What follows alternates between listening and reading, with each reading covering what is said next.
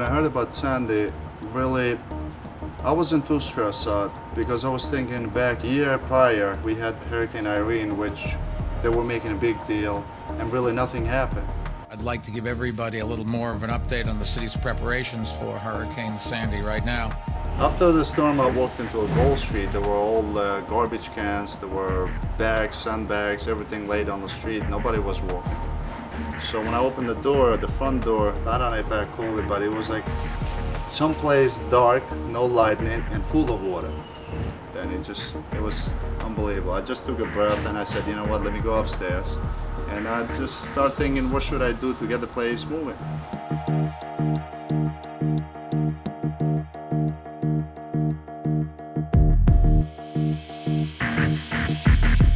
Before Sandy, really, we weren't expecting to do any changes, maybe small changes here and there. You know, since we were down to the ground with the water and everything was ripped off, we said, you know what, let's take a chance and, you know, speed up the process and just get the place new look. Benny and Nick, who are the owners of the restaurant, they contacted the office, and 2 hours after they contacted us, I met with them, and the main objective was they got destroyed by Sandy.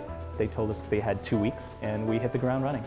You know, we were working, 12, 13, 14 hours a day. Because December is a big month for us, and we try, and all my clients, all the parties that we have, all the people that are supposed to come in, not to disappoint them. The name of the restaurant, Giardino de Oro, means garden, Italian garden. And we wanted to take the casualness of what they had prior and really take it up a notch. You know, we always say, once it's done, it's done. You know, you gotta look for a solution to get it better. The first floor didn't look bad because there was not much water left up there. One of the things that we did on the first floor dining room is remove the wall-to-wall carpet and brought in this unbelievable tile to create an old Venetian, sort of basically rustic barn wood, elevating the character of what the restaurant had before to be a casual outside garden to a much more formal aesthetic. We wanted to keep the front first floor of the restaurant light so that it really flowed with the stone.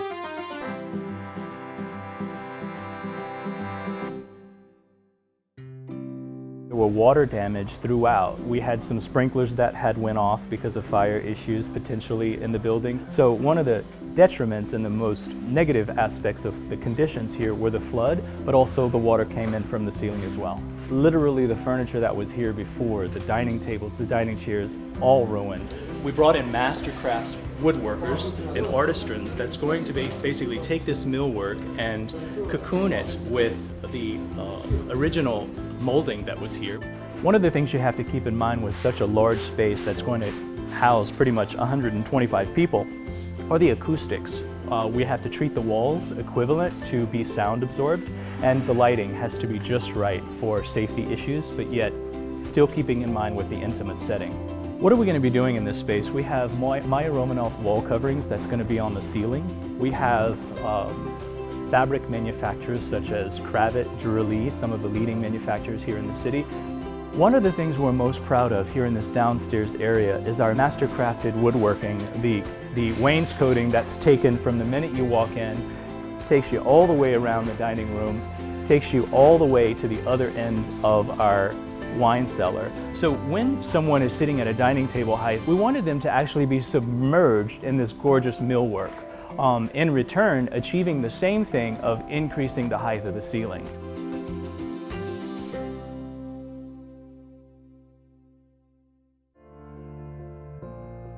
The flood here took the height of the water approximately 30 inches, which is exactly table height, dining table height. The chairs were submerged. Down here it's going to be unbelievably, remarkably cozy. You're going to have a dining table that's going to seat 25 people, and you're going to have old world Venetian chandeliers. So it could be an intimate seating for 10 up to 25 people in one of the oldest wine collections in the city of Manhattan.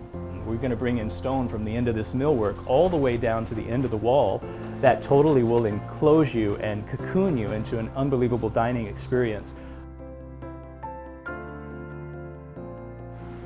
Dwayne's plans about the place, I think he did it well. I must say it, he did it well. I mean, in the beginning, it was hard to believe him. But as we moved on, it looks great, and I think we'll look forward in the future also. Maybe when we open different restaurants, you know, we will like to use them again and again, as long as we be around. I walked into the space and the first thing I thought was, damn, I'm glad they found us. I'm really thrilled to give them a complete transformation. Flood, 2 weeks, put your Thanksgiving, your personal life, your business life aside and camp out here for 2 weeks in the middle of a holiday. Most challenging hospitality project ever. Hey guys, you're watching Spaces. Love what we have? Subscribe and find us on Tumblr, Facebook, Twitter, Pinterest. I'm there. See you soon.